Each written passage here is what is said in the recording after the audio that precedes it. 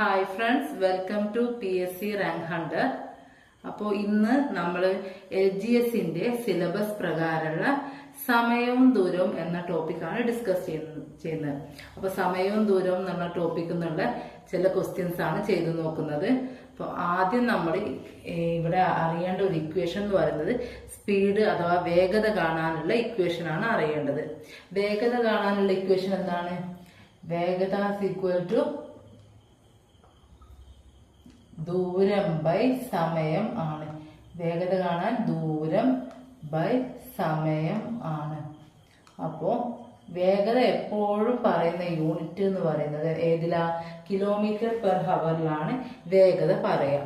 അപ്പോൾ ഒരു യൂണിറ്റ്, അതിപ്പോ കിലോമീറ്റർ പെർ ഹവറിലുള്ള ഒരു യൂണിറ്റിനെ മീറ്റർ പെർ സെക്കൻഡിലേക്ക് മാറ്റണമെങ്കിൽ എന്ത് ചെയ്യണം? ഇൻറ്റു 5/18 5/18 കൊണ്ട് ഗുണിക്കാം. അപ്പം ഇത്രയും മീറ്റർ പെർ സെക്കൻഡ് ആയിരിക്കും ആൻസർ വരിക.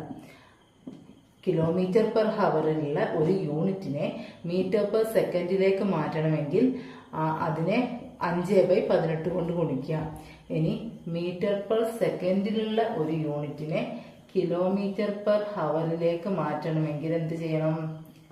അതിന്റെ നേരെ റെസിപ്രോക്കൽ കൊണ്ട് ഗുണിക്കുക. അതായത് 18/5 കൊണ്ട് ഗുണിക്കുക. ഇത്രയും കിലോമീറ്റർ പെർ ഹവർ ആയിരിക്കും ആൻസർ വരിക. ഏത് സംഖ്യയാണോ ആ സംഖ്യയെ ആണ് 18/5 കൊണ്ട് ഗുണിക്കേണ്ടത്.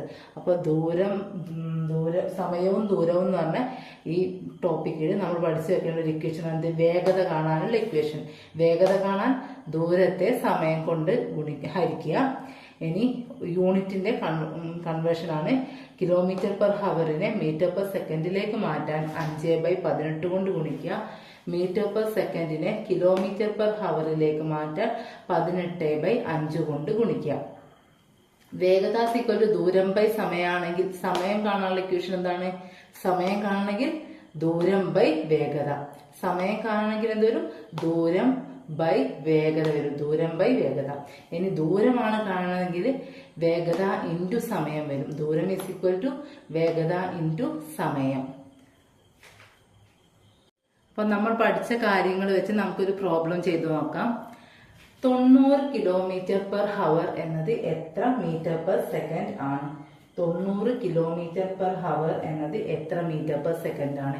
അപ്പോൾ കിലോമീറ്റർ പെർ ഹവറിലുള്ള ഒരു യൂണിറ്റ് അളവിനെ മീറ്റർ പെർ സെക്കൻഡിലേക്ക് മാറ്റാൻ എന്തുകൊണ്ടാണ് ഗുണിക്കേണ്ടത്? 5/18 കൊണ്ട് ഗുണിക്കണം. അതായത് 90നെ 5/18 കൊണ്ട് ഗുണിക്കാം. മറ്റൊരു കാര്യം, ഈ ടോപ്പിക്ക് നമ്മൾ പഠിച്ചിരിക്കണം 18ന്റെ ടേബിൾ നിർബന്ധമായിട്ടും പഠിച്ചു വെക്കണം. അപ്പം 90ൽ എത്ര 18 പോകും? 5/18. 90ൽ എത്ര 18 പോകും? 5/18 ആണ് പോവാ. 5/18 ആണ് 90. 5 × 5 25. 25 മീറ്റർ പെർ സെക്കൻഡ് ആണ് എന്ത്? 90 കിലോമീറ്റർ പെർ ഹവർ എന്ന് പറയുന്നത് 25 മീറ്റർ പെർ സെക്കൻഡ് ആണ്. അപ്പോൾ ഇതുപോലുള്ള ഏതൊരു പ്രോബ്ലം വന്നാലും, അതായത് ട്രെയിനിന്റെ വേഗത കാണേണ്ടി വരിക, ഒരാളുടെ വേഗത കാണാൻ പറയാ, എല്ലാ ക്വസ്റ്റ്യൻസിലും തന്നെ ഈ 18ന്റെ ടേബിൾ അറിഞ്ഞിരിക്കേണ്ടത് അത്യാവശ്യമാണ്. എന്താ വെച്ചാൽ നമുക്ക് എല്ലാ പ്രോബ്ലംസും പെട്ടെന്ന് ചെയ്യാൻ കഴിയും. PSC എക്സാമുകളുടെ ടൈം എന്ന് പറയുന്നത് ഏറ്റവും പ്രധാനപ്പെട്ട ഒരു ഘടകം തന്നെയല്ലേ. അപ്പോൾ 18ന്റെ ടേബിൾ നമ്മളൊന്ന് നോക്കി വെക്കാം. 1 × 18 18, 2 × 18 36, 3 × 18 54, 4 × 18 72, 5 × 18 90, 6 × 18 108. ഇതുവരെയെങ്കിലും എന്തായാലും നമ്മൾ നോക്കി വെക്കേണ്ട ഒരു കാര്യമാണ്. ഇനി ഈ രണ്ട് കൺവേർഷനും കൂടി നോക്കാം. അതായത് 20 മീറ്റർ പെർ സെക്കൻഡ് എന്ന് പറയുന്നത് എത്ര കിലോമീറ്റർ പെർ ഹവർ ആയിരിക്കും? അപ്പൊ 20നെ എന്ത് ചെയ്യണം? കിലോമീറ്റർ പെർ ഹവറിലേക്ക് മാറ്റാൻ വേണ്ടി നമ്മൾ ചെയ്യണത് 18/5 കൊണ്ട് ഗുണിക്കുക. 5ഉം 20 എത്ര പ്രാവശ്യം പോകും? 4. 4 × 18 എന്ന് പറഞ്ഞാൽ എത്രയാണ്? നമ്മൾ പഠിച്ചാണ് ഇപ്പോൾ 72 കിലോമീറ്റർ പെർ ഹവർ ആണ് ആൻസർ വരിക. 20 മീറ്റർ പെർ സെക്കൻഡ് എന്ന് പറയുന്നത് 72 കിലോമീറ്റർ പെർ ഹവർ. അടുത്തത് 10 മീറ്റർ പെർ സെക്കൻഡ് എന്ന് പറഞ്ഞാൽ എത്ര കിലോമീറ്റർ പെർ ഹവറാ? അപ്പൊ 10 എന്ത് ചെയ്യണം? 18/5 കൊണ്ട് ഗുണിക്കാം. 5 10 2 തവണ ക്യാൻസൽ. 2 × 18 36 കിലോമീറ്റർ പെർ ഹവർ ആണ് 10 മീറ്റർ പെർ സെക്കൻഡ് എന്ന് പറയുന്നത്. അടുത്തത് നമുക്ക് വേഗതയുമായി ബന്ധപ്പെട്ട ഒരു ചോദ്യം ചെയ്ത് നോക്കാം. 100 കിലോമീറ്റർ ദൂരം 4 മണിക്കൂർ കൊണ്ട് യാത്ര ചെയ്യുന്ന ഒരു കാറിന്റെ വേഗത എന്ത്? ഇത് ഡയറക്റ്റ് ക്വസ്റ്റ്യൻ ആണ്. ഇവിടെ ദൂരവും തന്നുണ്ട്, സമയവും തന്നുണ്ട്. അപ്പൊ വേഗത കാണാനുള്ള ഇക്വേഷൻ ദൂരം ബൈ സമയം ആണ്. ദൂരം എന്ന് പറയുന്നത് എത്രയാണ്? 100 കിലോമീറ്റർ. 100 കിലോമീറ്റർ ആണ് ദൂരം. അടുത്തത് സമയം എന്ന് പറയുന്നത് എന്താണ്? സമയം 4 മണിക്കൂറാണ്.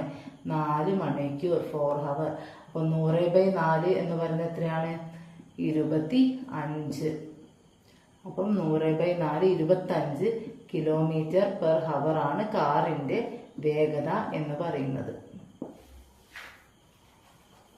അടുത്ത ചോദ്യം, ഒരു കുട്ടി സെക്കൻഡിൽ 5 മീറ്റർ എന്ന തോതിൽ സൈക്കിൾ ചവിട്ടുന്നു എങ്കിൽ സൈക്കിളിന്റെ വേഗതയാണ് ചോദിച്ചത്.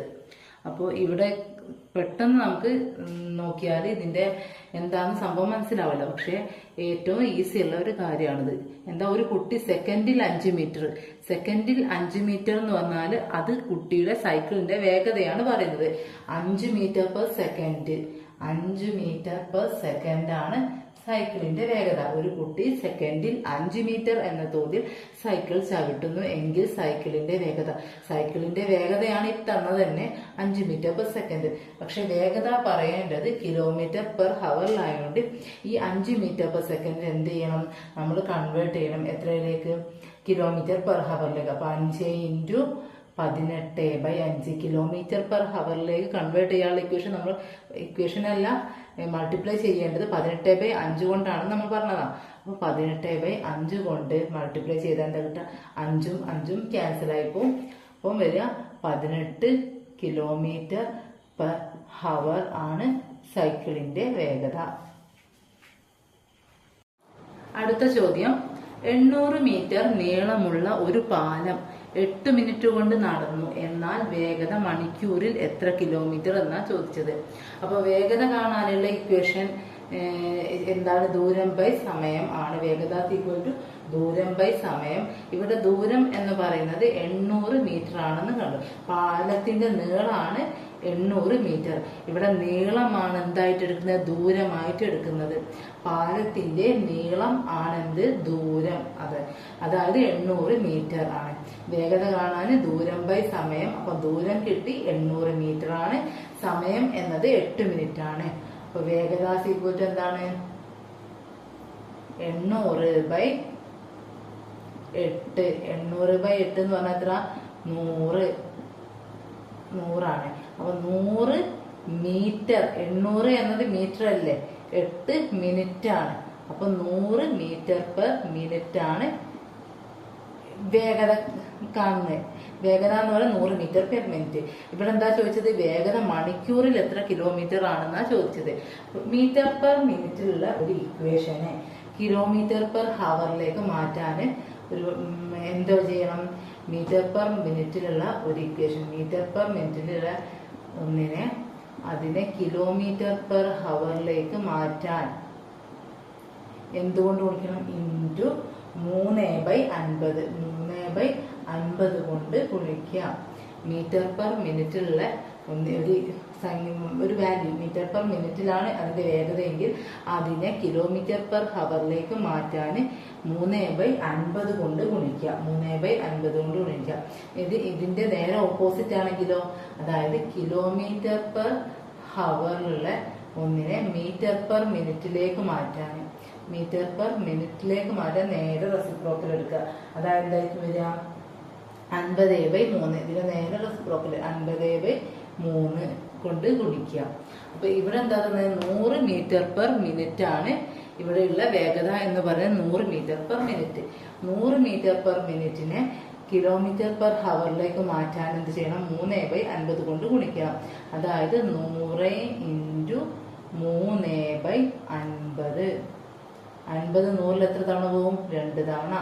2 × 3 6 km/h ആണ് വേഗത. അപ്പം വേഗത മണിക്കൂറിൽ എത്ര കിലോമീറ്റർ ആണെന്ന് ചോദിച്ചാൽ 6 കിലോമീറ്റർ ആയിരിക്കും. ഇന്ന് നമ്മൾ ഡിസ്കസ് ചെയ്തത് എന്താണ്? ദൂരവും സമയവും. ആ പോർഷനിൽ നിന്നുള്ള ചില ക്വസ്റ്റ്യൻസ് മാത്രമാണ് ചെയ്തത്. അപ്പോൾ ഇനി ഇതിന്റെ തുടർച്ചയായിട്ട് ഇനിയും ഒരുപാട് മോഡൽ ക്വസ്റ്റ്യൻസ് ഉണ്ട്. അത് നമുക്ക് മറ്റൊരു വീഡിയോയിൽ ചെയ്യാം. എന്തായാലും എല്ലാവരും നല്ലോണം പഠിക്കുക. എക്സാമിന് വേണ്ടി എല്ലാവരും തയ്യാറാവുക. അപ്പം മറ്റൊരു വീഡിയോയിൽ കാണാം. Thank you.